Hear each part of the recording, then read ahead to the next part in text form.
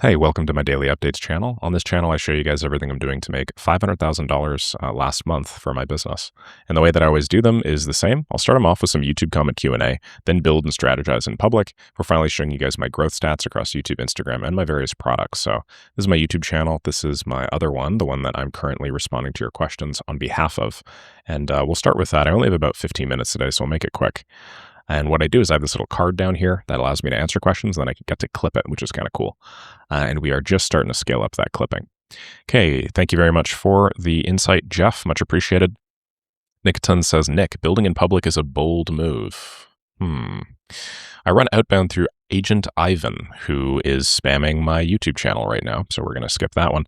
Okay, first one from San Haja. He says, Nick, thanks for all the value. A couple of questions. Number one, so I've run an agency for 3 years, but our only lead gen mechanism, if you could call it that, was referrals and my network, and we did not have a specific moat. We did custom software.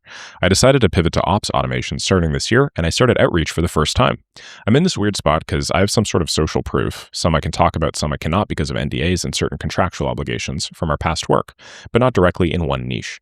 Would you say it's best just to imagine that we're starting from zero and do outreach to test a few different niches? No, definitely not. I have a lot of NDAs as well, but you could still talk in generalities about the work that you've done. You could also do things like I work with a business that does XYZ amount of money per month or year. If it's halfway impressive, you've still bought yourself social proof. The thing that I think people need to realize about social proof in general is that you don't have to say, hey, I've built this exact same system and it generated this much money in the past, and I'm going to do the same thing for you. All people really care about is, are you the sort of person that delivers revenue or savings? And the best and simplest way to showcase that is just showing them any example that you've done that before. So if you were a salesperson, okay, and you're applying for some sort of automation project or something like that, you're putting yourself, or you're sending cold emails or something, trying to sell some automation system. You don't have to say, hey, I've sold this automation system before, or I've built this automation system before. It is actually sufficient enough for you to say like, hey, I would crush this. I actually used to run sales at XYZ Corporation, and, I generated over $2 million in just a couple of years. So I know how to generate revenue, and I know how to achieve the sorts of outcomes that you presumably want on behalf of a system like this. I'm very, very good at money. That is enough. You just talk money, because money is the universal language that all systems, business approaches, business tools, things that you will be building for people ultimately get converted into. So that's all you need, man. Just talk about like the generalities of the money and you'll be fine. Obviously being specific is better. And you can't always be specific when you're under NDA and stuff like that. But yeah, man, just be hyper money focused. Okay. Every second word out of your mouth is like, oh yeah, that reminds me of the time we generated $45,000 in 3 days for XYZ business. People will love you. Sangaja has another question. What do you think about cold front-end offers for automation services? And what is the usual way to upsell from the CFEO to the rest of the service vertical? Does that mean cold email or cold front-end offer for automation services? Well, the usual way is you just upsell to the next step. So let's say your cold offer is, hey, I guarantee you 23 booked appointments in 60 days. And if I don't hit that, you don't pay. That's great, right? So you sign a client for leads. Then you solve their lead bottleneck. Now their bottleneck is no longer leads. You know what it is? It's sales. So how do you economize sales? You sell them a sales system. Hey, I noticed that after we generated all of these booked meetings, your sales team's drowning, and a lot of the leads that we generated are now going sort of behind schedule, and we're not actually reaching out to them when we should.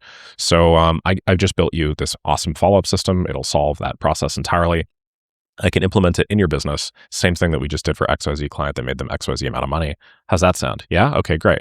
Yeah, estimating all these leads that I'm seeing, the amount of money that you're losing in pipeline value. This is probably a $20,000 or $30,000 a month boost. I'd charge you $3,000 for it. Pooh, awesome, fantastic, let's do it. Now, sales bottleneck is removed. So what's the next one? Maybe it's onboarding. So it's like, hey, I just built you this onboarding system. Hey, let's do this fulfillment system, right? So you just work your way down the stack. Okay, Sangaja says, what sort of content split? Tofu, mofu, and bofu. He says top of funnel, bottom of funnel, and middle of funnel. Would you pick if you were just starting the post? What would you talk about in each?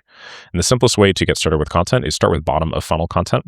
Okay, that is stuff that you are highly, highly skilled at, that only you know how to do. in a highly advantageous way, where like it's like, okay, you are the top 0.0001% expert. Then when you've assembled an audience, you can move up to maybe middle of funnel content. You can start talking in more generalities about how to do the thing, maybe how to sell the thing, how to apply the thing.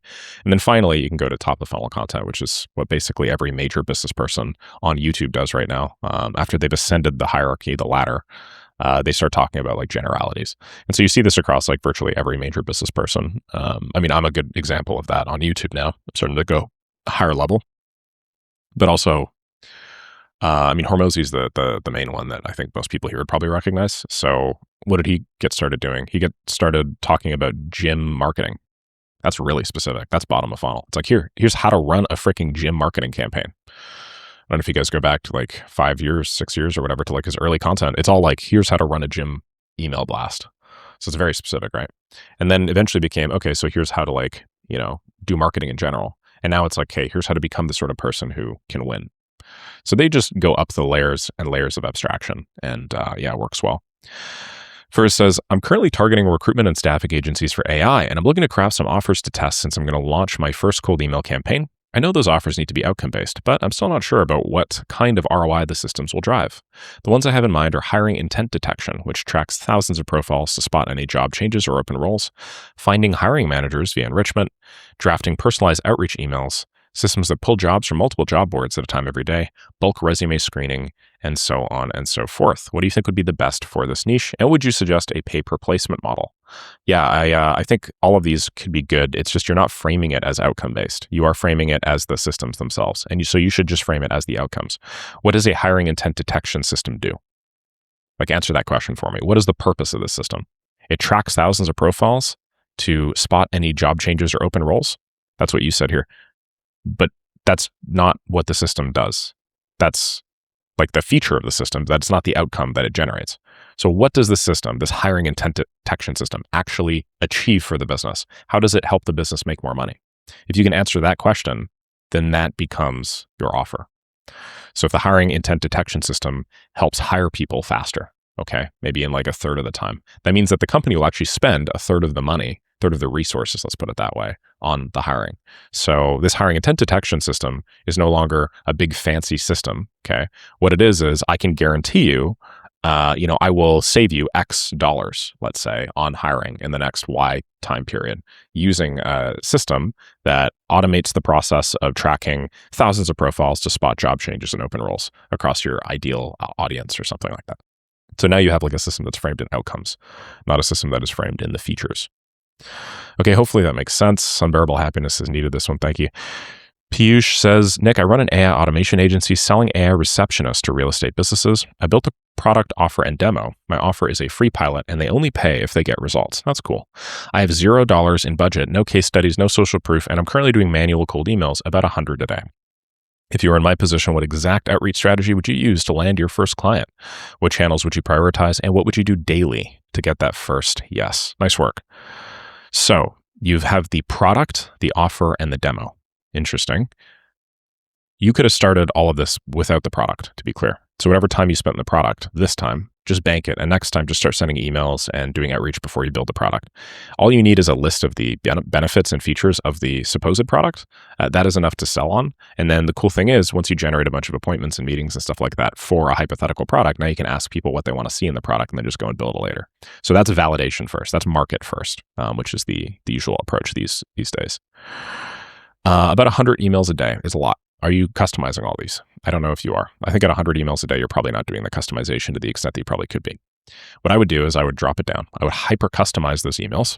Okay. When I say hyper customize, I mean like do a lot of research into the person, check if they have a blog, go find a post that they made 4.5 years ago or something. Go see if they have a little nugget there that you could pull out and then mention it to them in your email. Hey, Pete, this is a long shot, but I was reading your post about your old Yorkshire Terrier and it reminded me of my aunt's Yorkshire Terrier who died when I was 12, and you talked about it affecting you, and I thought I would just reach out and tell you blah, blah, blah, blah, blah. Anyway, here's what I want to do, and here's why I think it would be beneficial. Okay, and then rather than sending 100 emails a day, send like 20. But then for those 20, find them on Instagram, LinkedIn, X, TikTok, all social media platforms possible, and then just ping them on all of those too.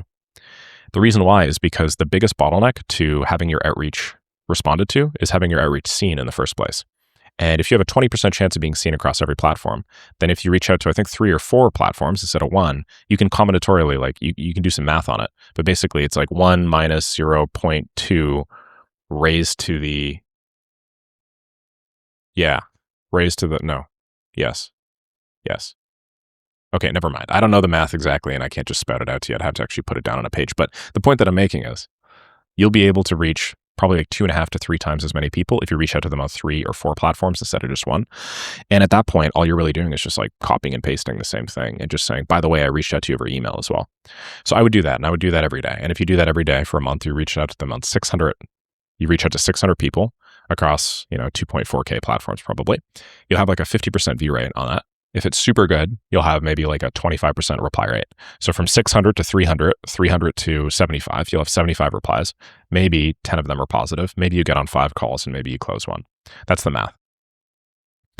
David says, question about your answer on selling voice agents. You describe scenarios where the agent takes the call immediately. What about using the agent to prevent losing a hot lead? Imagine the voice agent waiting about 15 seconds before jumping in. It's always better for a prospect to talk to a human, but someone is better than no one. Otherwise, the hot lead might go to a competitor. In this case, the agent should only handle simple tasks like scheduling an appointment for a human to call back. If the lead hangs up early, the system could send an instant text offering a callback appointment, plus classic text speed to lead system when hot leads opt in via form, etc. What are your thoughts on this use case for voice agents? Yeah, it's a good use case. This is the sort of nuanced take that I think most people don't realize. Another good example is somebody fills out a form and then you immediately have a voice agent call them within 5 seconds. There's a 5-second timer on the page. It goes, hey, you just filled out this form. Thanks for just filling out this form. One of our team members will call you in 5 seconds. 5, 4, 3, 2, 1, ring. And you're like, holy shit, this is wild. Hello? And it's just hey, how's it going? I'm Sam. I'm like an AI scheduling assistant.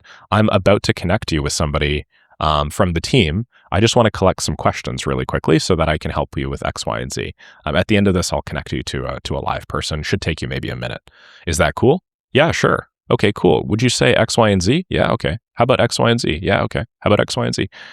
The whole purpose of that, by the way, is you're just buying time for somebody in your call center to actually get like freed up and available.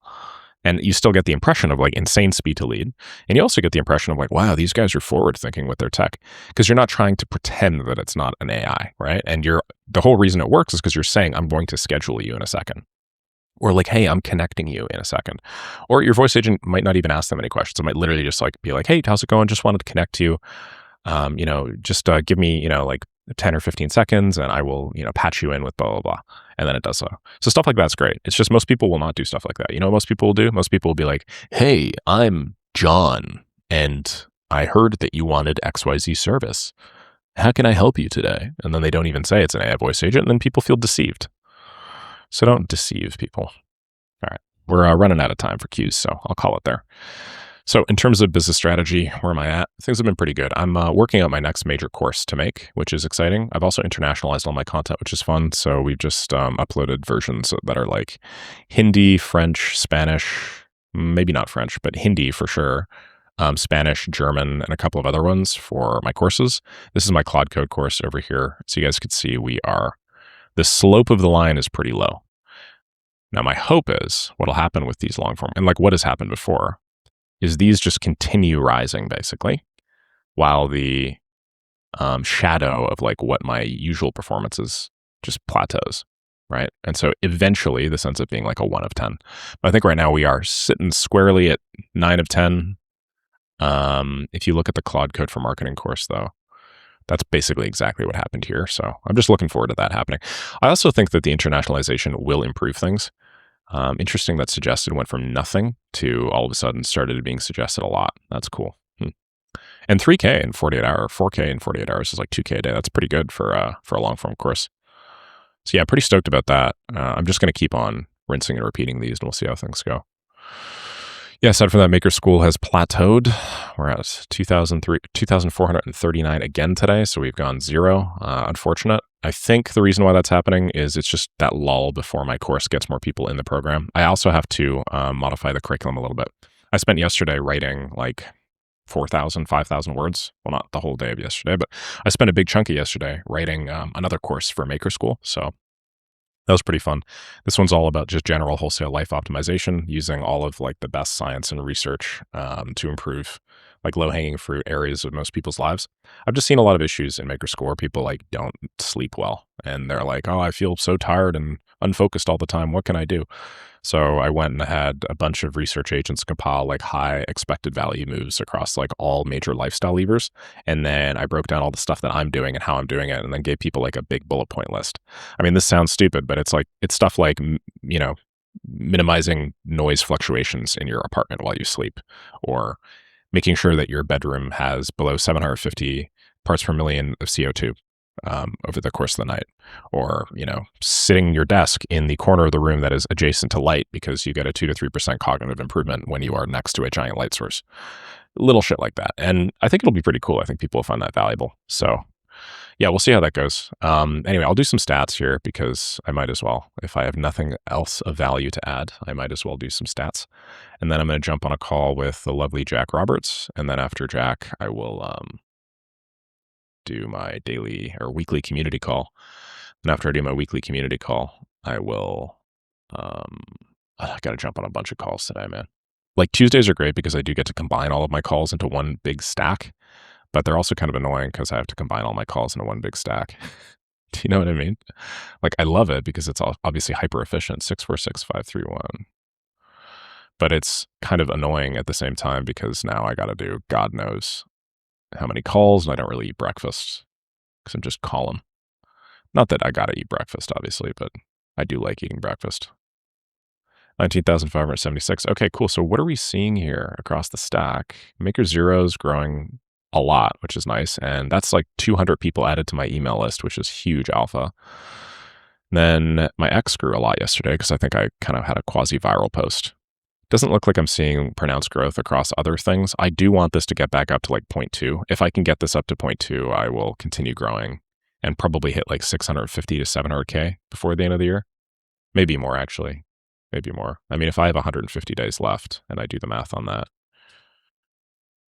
150 times 0.002, 1002 raised to the 150. Sorry, that's not true. What I wanted was 500,000. There you go. Yeah, I'd be at 674. Was it 3? Damn, I gotta hit a freaking 0.5% growth rate every single day in order to hit 1 million by the end of the year. That's probably not happening. Anyway, okay, I'll call it there. Thanks.